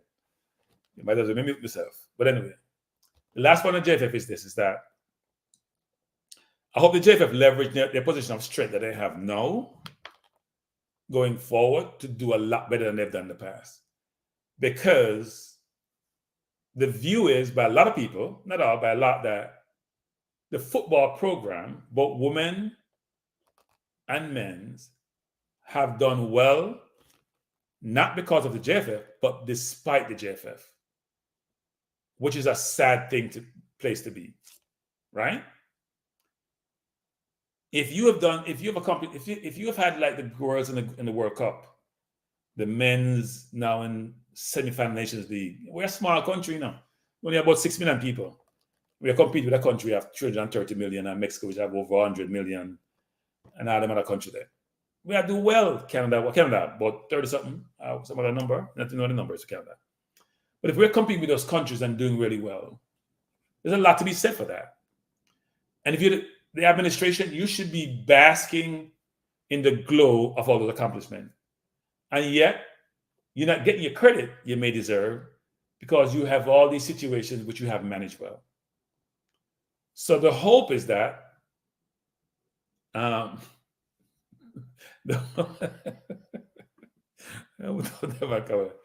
hope is that that will change. Hey, Devon, Raymond, talk to himself. This is what happened to him. I know, talk to himself. What happened to him. Talk to himself. Come talk to myself. And I tell himself, you know what? You know, when can resume no good, so no go run for the office. You know, talk to himself. And only madman talk to himself. Me still gonna talk to myself sometimes. I'll talk out loud. Make sure what I say clear. So long as nobody now hear me, and nobody never hear me, so that means I'm a madman. But yeah, so I hope the JFF. One is men fences with all the parties that they have issues with, including the ones who voted against them, by the way. Try to get people into your camp, JFF, because the more you have everyone in camp, the more you can progress, less opposition you'll have if you're doing the right thing. Two is make sure you identify what all your key stakeholders are and get to those stakeholders and bring them in, engage them, work with them. If you need help from them, make sure you're also giving. Life is about give and take. So not just ask for help and you're not give nothing. Right? You have to give. It's a give and take thing. So let's ensure that that occurs. And I hope going forward that the football program, it will never run seamlessly. You're dealing with people and people from all walks of life. But let's hope it's on a better footing and that we can be proud of the program, not here just being frustrated. And here, when we do brilliantly in the world stage, all we hear is negativity versus positivity, right? That's my last one on JFF. On another note, we had some football matches today. So I'm only going to touch upon one match. Well, it's even two matches. We had three matches today that I'm interested in, I should say. The West Ham versus Villa, which was a 1-1 draw. So I'm transitioning people. I want to talk about JFF still. We can put in the text. We come back to it. We can jump back and forth. Didn't watch that game a lot because there were conflicting games, right? I did see Antonio score today, which is a good omen. Good header. Ball was low. Put it away really well. And he plays well most games. So even though I didn't watch most of the game, what I saw, he looked decent. Bailey was in the game today too. Didn't see that ton of him. I know Villa came and draw the game. West Ham scored 3 goals, 2 disallowed. The one Antonio was deemed a hand, and Antonio we drawn at straws by VAR, but it's the rules, so the rules are the rules. I did watch the Chelsea game, and boy, I'm sure Sterling wishing I play for Jamaica now. And that's something that I convince people about people, because I think even though we give players a hard time when they don't play well, I don't think we totally disregard and annihilate our players like they do in the English press. Because Sterling, he had a tough game today, right? He missed a penalty, which he shouldn't have taken. But you know what in life, people? When something's not going well in your press, it only gets worse. And boy, did it get worse for him. He won the penalty. He kicked with the penalty. He got a free kick, which he rushed to take when Palmer should take it. So Palmer should take the penalty. He didn't. He took the free kick and kicked the ball so far, you would think he might try to kick the ball out of the stands. Then he had a one-on-one with the keeper and he kicked the ball so wide again. I didn't close. So he's struggling. But if you hear the commentators in that game, plus what I hear on Talk Sports, he just gets bashed. I tell you, boy, it's hard to listen to. But he also had an assist. So he got the penalty and he had an assist. So he's not getting the credit for what he does. But Pochettino is sticking with him, but it's going to get harder to do so because the crowd was booing. They took off Modric because to my mind, they were saying Sterling should have come off. And that may have been the case, but he's trying hard, but it's not working. And he's the highest paid player in Chelsea. That just makes it worse. And then the last game was the Manu Liverpool game. And strangely enough, right? I used to be a Manu hater. But I find myself cheering for Manu today because I'm not hating on Manu anymore because I only hate on teams, I think, competing with my team. So I wanted Manu to win, shockingly. And I'm never an anti-Liverpool person, but I find myself wanting Manu to win today, which was interesting. And it was a brilliant game. Not necessarily brilliant football, but brilliant game to watch in terms of the drama. Manu scoring. Liverpool scoring 2 just before halftime to make it 2-1. Manu scoring again by a player who probably had 1 goal this season to make it 2-2. And then coming back. Well, what am I talking about? No, it came back to 2-2. Then the player who can't score a goal scored to make it. Then Liverpool scored. Manu scored. Manu scored. So Rashford made us hit the last kick of the game. And then the kid, what's his name? Diallo came on. Scored, got a red card. Amazing game. That's why people love English football, by the way. Which is, people love drama. In fact, and I love drama like I love drama on YouTube because I keep saying this. Shay with Shay program, which I love views. They have other YouTube channels, especially Jamaican channels. My Jamaican channel have enough drama. We have drama. We gravitate to drama. And today was drama. You see in English football, you see no place else. The fact that you had 7 goals, back and forth, extra time, Manu winning at the death. A player who scored, don't remember, say he got 1 yellow already, stupid yellow. It reminded me of when Gray got his 2 yellow, frankly. And then he got a yellow for taking his shirt off and got a red card. It's amazing, actually, to see those things. So it was a brilliant game. Totally loved the game. And that's what makes the English league so, English football, I should say, because this is not the Premier League. This was the FA Cup game. Make it so brilliant because it's entertainment, and we love the entertainment. So a great thing. And it was fun watching the game today. And long may these dramatic games continue. My team has to play City, that exasperation of my point. I have to play them when we come back from the international break, which is going to be tough. But I think if the manager picked the right team, I think I need Partey to get up to speed. We should be in a good place. So that's for football there. And last topic for the night, because it's like 10:41. No fun to go work tomorrow night, because that's Sunday, and I forgot work. Yeah, my turnover tomorrow. I used to get up 4:45, I got work. I just turn over. When 4:45 come, I'm gonna get up early, and I'm gonna get up 4:45 tomorrow. So I turn over and sleep.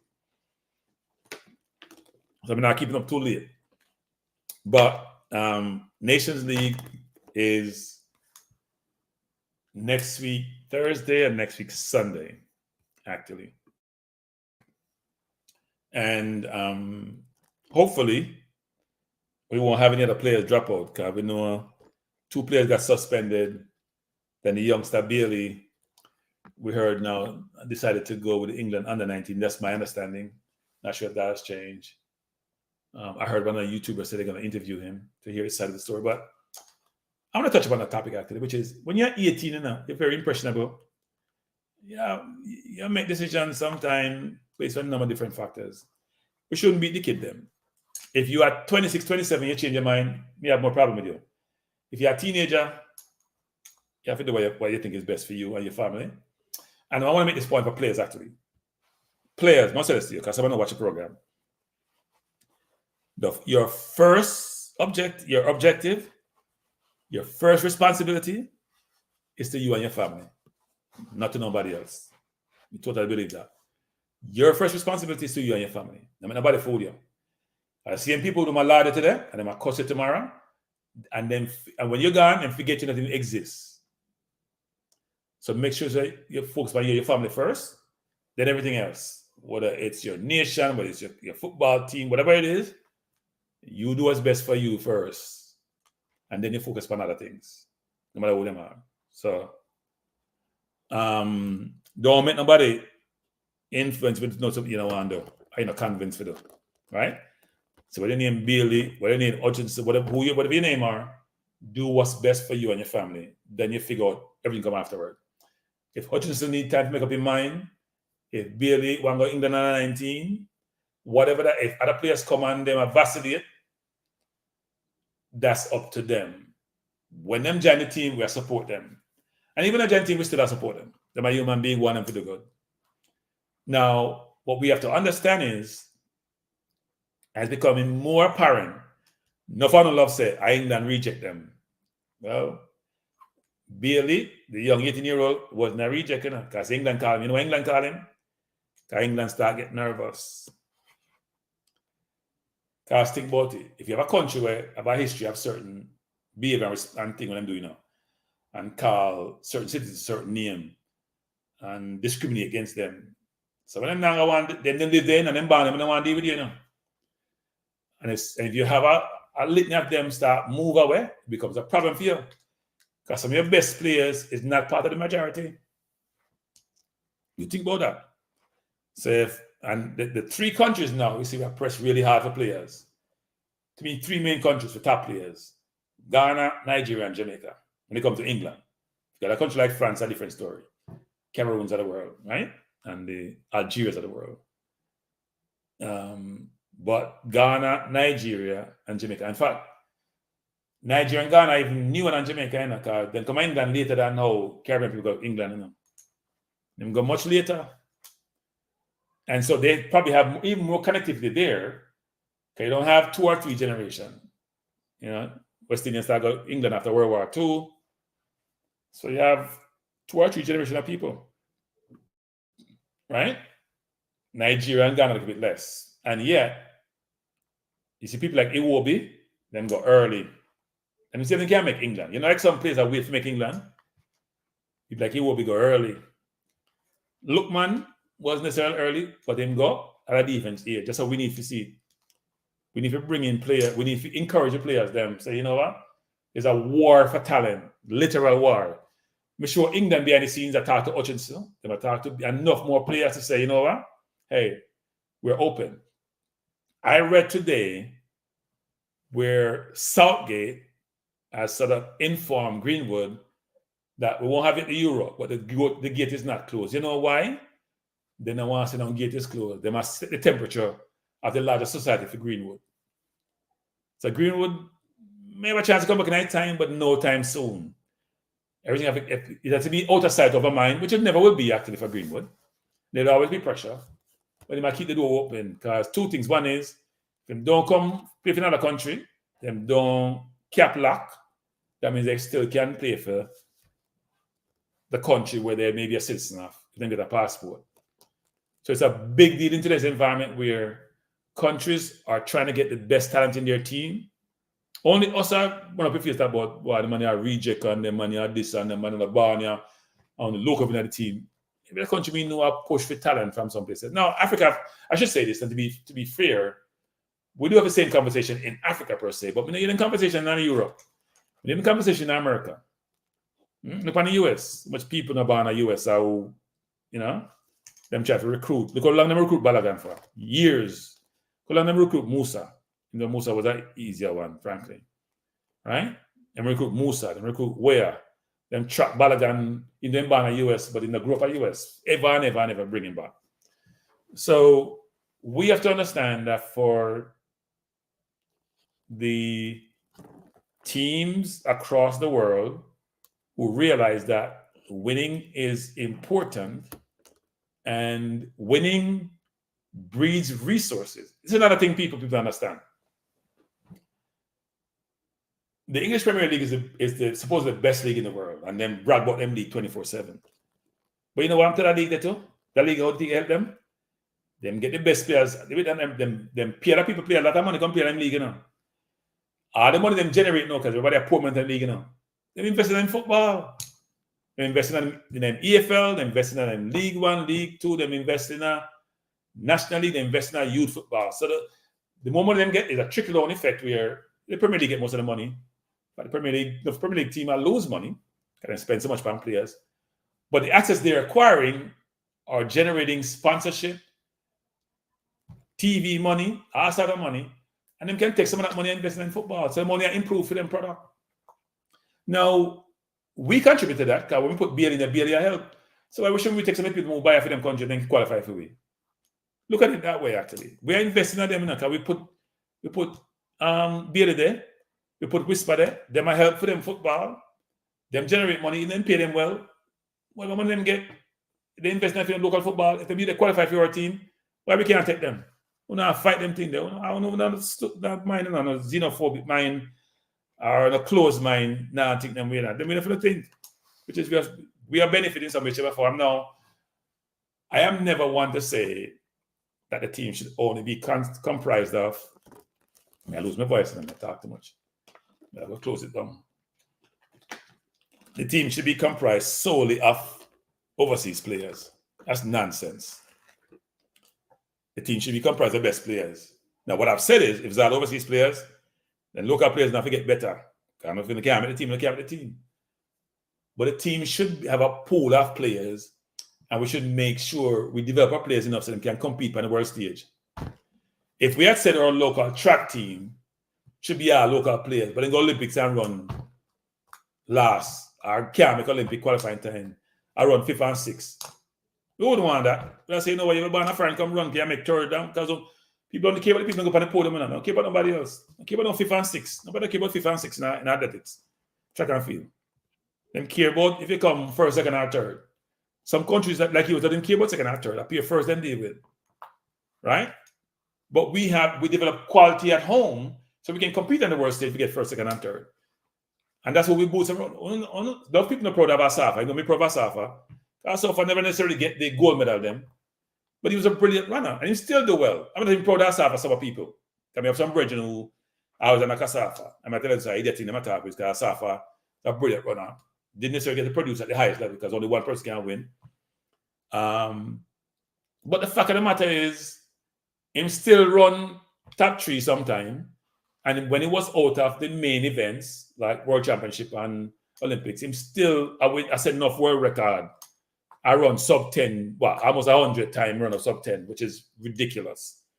So we are winners. So we have to get the players don't allow us to win. So this whole parochial thing about, no, boy, look up as my team when you lose, I sit on my yard and watch other people are playing. No nonsense that. We need to spend as much time, and Rudolph, here's another thing, Rudolph. I know you try to do this still, but Rudolph and Mr. Ricketts and Chung and all, spend as much time investing in the coaches as you do in the players. In fact, you probably need to spend more time investing in the coaches then, so them can bring out the best in the players then. Because we have the innate athleticism. We are gifted as a people, athletically. Not just truly, because we couldn't run nothing. We can only run long things. We can't just run fast, slow like a molasses.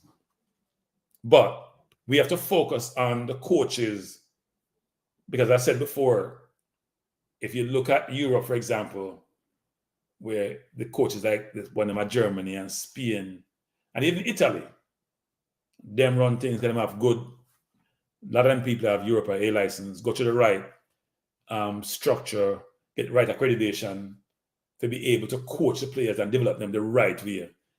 Get them out of the bad habits and get them in a good habits, and get them not only have technical skill, but all the other attributes they need to have: positional awareness, mental fortitude, decision making. We need to have that in the program. We need to spend a lot of time and resources. You know, the coaches at all levels, not just the coaches that coach JPL.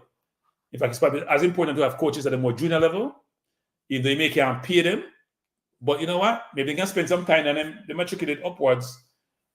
The officials, the people who referee, the coaches, administrators, need to make sure we invest in them educationally so they can produce the best products.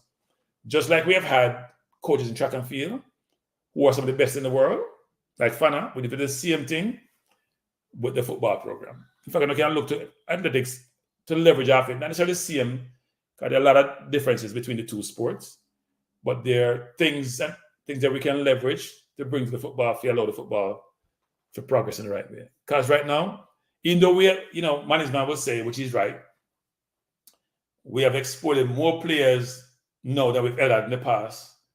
I don't think we have made the progress on the field that we need to. We only have 2 players who are matriculated to what I call the best footballing country today in the world in terms of notoriety football, which is Whisper and Bailey. By the way, they came at the same academy, which is interesting. And even though we have Stewart and Cephas and others, and Kahim were overseas playing in a decent league, it's not the same as when you're close to the heights, like Bailey is, or where Whisper's trajectory is. We have Nicholson playing in France, which is also very, very good. But we need more people, right? We need more. And we have to have the coaches to generate more. So Omar saying, that's a problem, Cranky. Some of the local people feel like players getting the best coaching in football education. No, I don't think. The coaching needs to improve, right?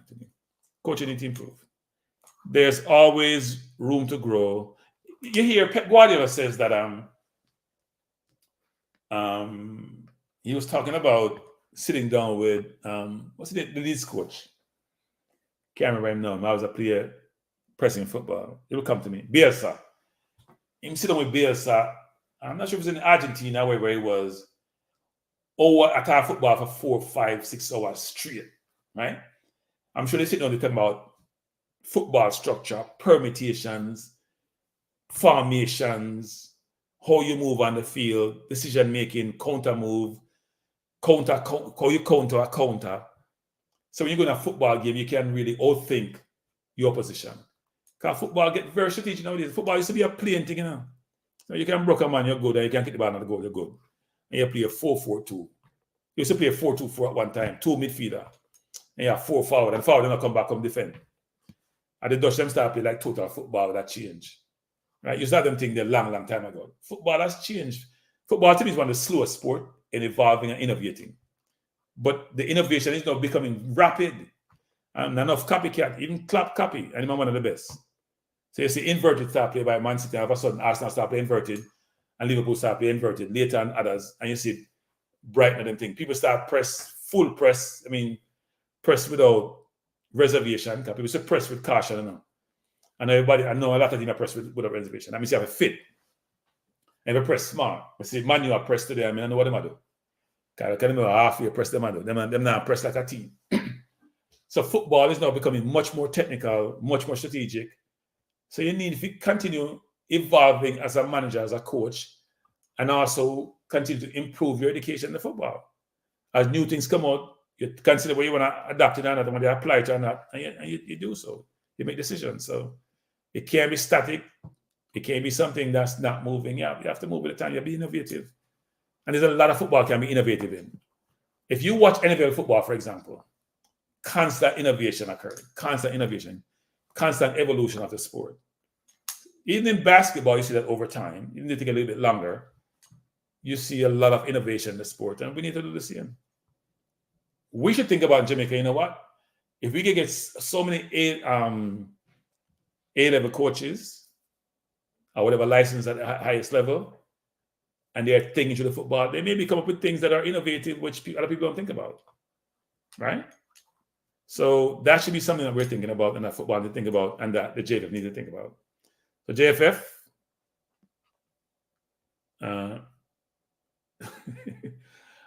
Sherman said, Cranky, the show is not nice when only you speaking. Sherman, I would take that advisement because I love them advisement there. The problem is that I don't have a phone to take calls, and man is a last minute thing, which I do because Manning's man, you know, is in so we'll finish the show then. Manning's man is in Dallas, and I just called him just for the show. I said, "Make we do a show now." And the JFF had their thing. So no. I will take that advisement and make sure say bring other people on the program. Because it's better when people are speaking, you know. You know, if you're only about 24/7, you can listen and work off what they're saying to evolve the discussion. So point taken, Sherman. And I'll take that advisement and make sure so next time bring that to the table. But we'll finish soon still, because almost 11 o'clock my time, 10 o'clock Texas time. But no, it's important that the JFF ensure that they now have that they are accountable and responsible to the stakeholders. Aim Henry said she was thinking the same thing. So, Aim Henry, let me say, take it on advisement. I don't want to do talking by myself, actually. Because actually, it's challenging just talking for 2-3 hours straight, you know. So, yeah, make sure so that we get my phone next time when we come on the program here. So Omar saying, Cranky football coaches need to take page of the front of book, who's always up to date. The latest techniques challenge the athletes. Yeah. Yeah, well, not every athlete needs to be challenged, you know, Omar. Some athlete just like to do them things for them, yeah. All right. So not every athlete like to be challenged. But that's part of the mindset development, right? Which is challenge is good, criticism is good.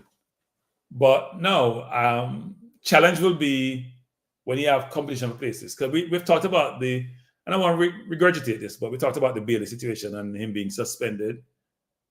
Look, when you have, if Bailey know he had someone in his position who could give him real competition, he may adhere to the rules much more so. You don't know, I'm just guessing. But I actually think so, that when you have competition, you feel the pressure, you may want to more adhere to what coach is saying or what the rules are be more of a team player. Okay, if you don't, you have to pay a fee. Ray Bala, the chance of us winning. Ray Bala, it's a great. Ray Bala, what do you tell us the chance of us winning? You tell me. What are the chances of us winning, Ray Bala? You tell me. And you know what I'll do? Sherman and A.M. Henry, which is I'll make sure, because you know I haven't really learned to use this contraption. Make sure I drop the stream in, even though that's not something I do really well actually, but I'll drop the stream and pin it for our future discussions. It's going to be boring, and I enjoy the show, so let me make sure somebody drop the stream next time. But great suggestion, great advice, and I welcome those constructive criticism.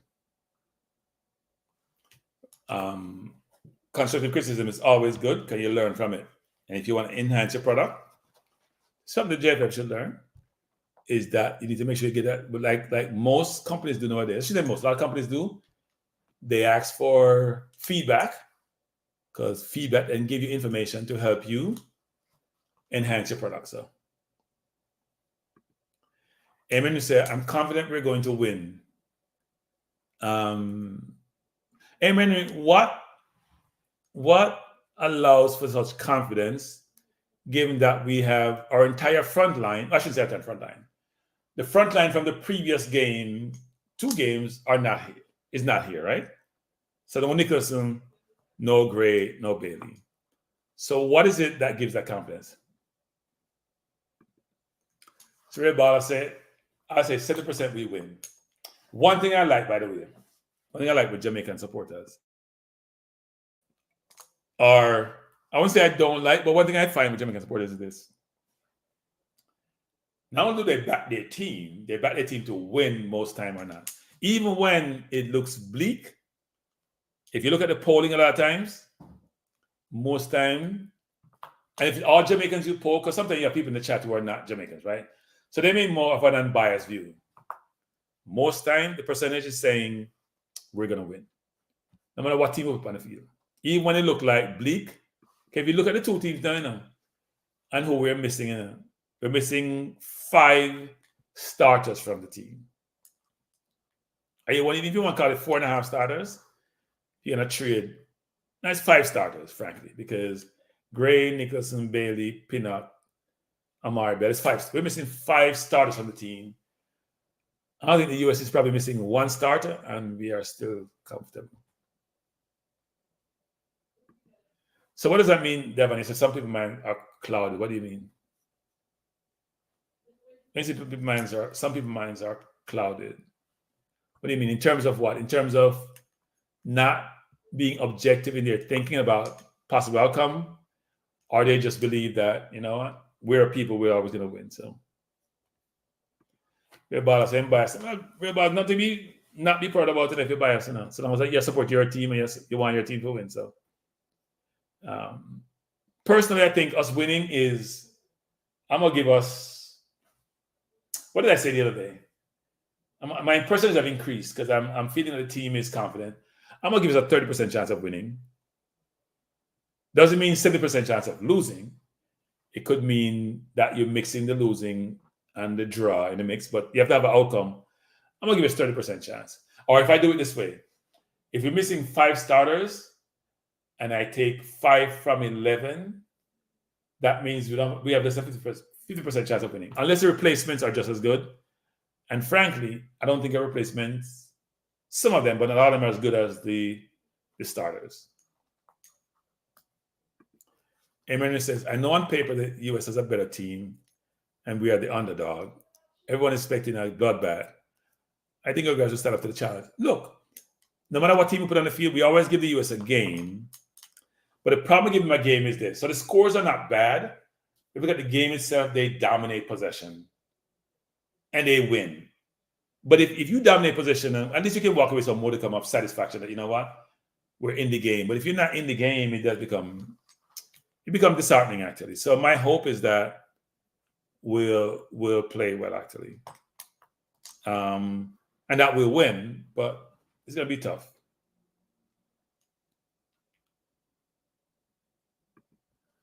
I never lost hope in Canada. See what's up, God who's with us, sir. No, people, may I go on a case about that one, you know. Because when people say God with us in a sports competition, I must admit, I find that really confusing, actually. So if God is objective and independent, and is not partial, and does not have favorites, why would he support any team in any competition? when they're all his people. I understand that one, people. Ray Bottom, I have to give you a hard time about that one because when we bring God into discussion, me just say, we think I'm confused about that. God is supposed to partial and have no favorites and I pick side in a winning. If you do your best, then hopefully your best is good enough. Lamar is saying if we get an early goal, that would be lovely. Yeah, well, it would be lovely. But today, Manu get an early goal, and then them give up 2, and then they come back and win. So I would just like us to come up with a victory. Even if we play a low block, I will live with a low block. So long as we come with a victory. If the low block is just for soak up pressure and do nothing, nah, play some football. I don't want to go all the way to the game, travel all this distance to just not watch some good football. So Amy said, overconfident youth team was beat by Trinidad, which is not as good as us. Well, they were beat by Trinidad, but you have to understand that I think they had 10 men when they played Trinidad, right? And they beat Trinidad, even though the game, it took a long time to score. They dominated Trinidad when they played in the US. And they played decent enough Trinidad. They don't travel well, by the way. The US doesn't really travel well across the CONCACAF region. A lot of times they lose game in certain countries which you didn't expect them to lose. But they are very difficult at home. Their record at home is ridiculous. Look at how they treat Mexico at home. Like they destroyed Mexico the last time they played them. So they're hard to beat at home, and they have home support. And they don't play in like the New York or the Philly or the Washington, D.C. anymore. They ain't playing Jamaica in no places. They go play in the middle of the heartland where they know it's harder to get to and where their supporters reside. So it makes it difficult. No, I think Des came off pretty early, actually. Des was the one who had a tantrum and came off early. So I don't think it was that. Trinidad really dominated them. I mean, when Trinidad played them, Trinidad had 10 men too. I should mention that, actually. They started with 11 and then their forward committed 2 really bad fouls. But, yeah. So that should be interesting. So I'm looking forward to the Nations League, which is Thursday. I think the game is at 7 p.m. I think it's 6 p.m. Texas time. And then the third place game, our finals, is on Sunday. I'm going down to Texas on Tuesday. The game is on Thursday. I hope I get a chance to see the team train at least one day. I'm not sure if I'm going to be able to locate them. But I'm staying a couple of miles from the stadium. So looking forward to being there and observing the game and give a chance back. Management and I come back and report on what transpired there. But it should be interesting. I want to thank you for joining me. And thanks for hitting the like button. I do Ray saying, what about the Bailey Katam? What's his name? It's not why we're so beat at the man name. I'm gonna call him Bailey. It's easier to call him Bailey. So this is the kid I suppose I mentioned that earlier, the 18-year-old who was called in the 23-man squad for the Nations League, and then was also called subsequently for the England under 19 team. I decided to go with the England under 19 team. At least he posted that on his social media. I don't think that was by chance, people. I've said that before, which is there's a war for talent, and most people want to play for the country they were born in.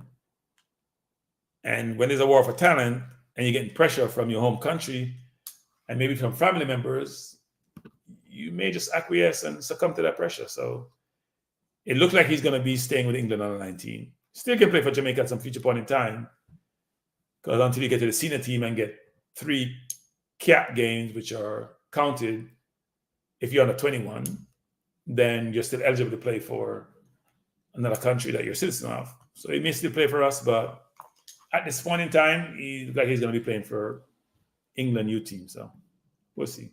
And we've had a number of players who play for England U team who come and join our team. So at some future point in time. But right now, that doesn't look like it's going to be. Yeah, I'm not trying to pronounce. I can't always remember the last name, so I just call him Bailey. Since his first name is Bailey, I make sure I clarify between Leon Bailey. His first name is Bailey. Leon Bailey's surname is Bailey. So, but yeah. So hit the like before you go out. A.M. Henry and who was the person who made a comment? And Stewart, who suggested that I get some help in these when I'm on this in this space again. I'll make sure that that occurs. I will sign up by saying, Emery saying, I know on paper the US has a better team. I think I mentioned that before. Let me see if there's any other comment before I go.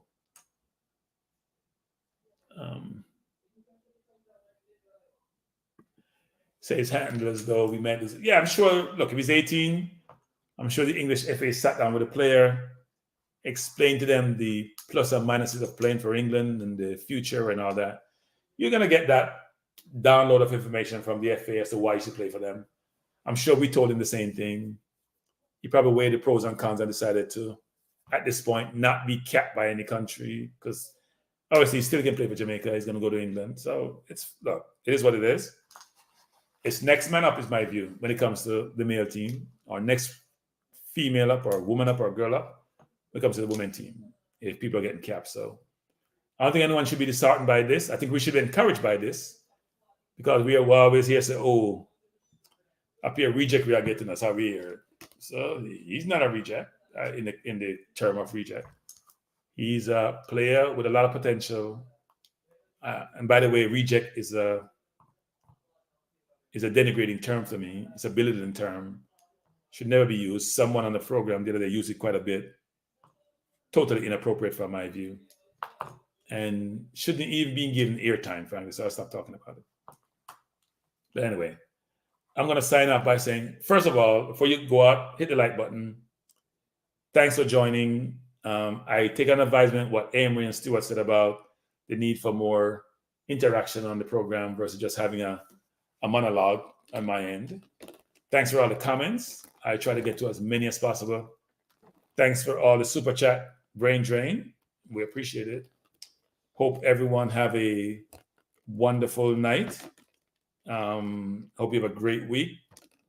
I never say don't work too hard because the smarter you work and the harder you work, the better outcome it will be for you. Thanks for being here. And as management always say, we are over and we are OUT out. Thanks everyone and good night.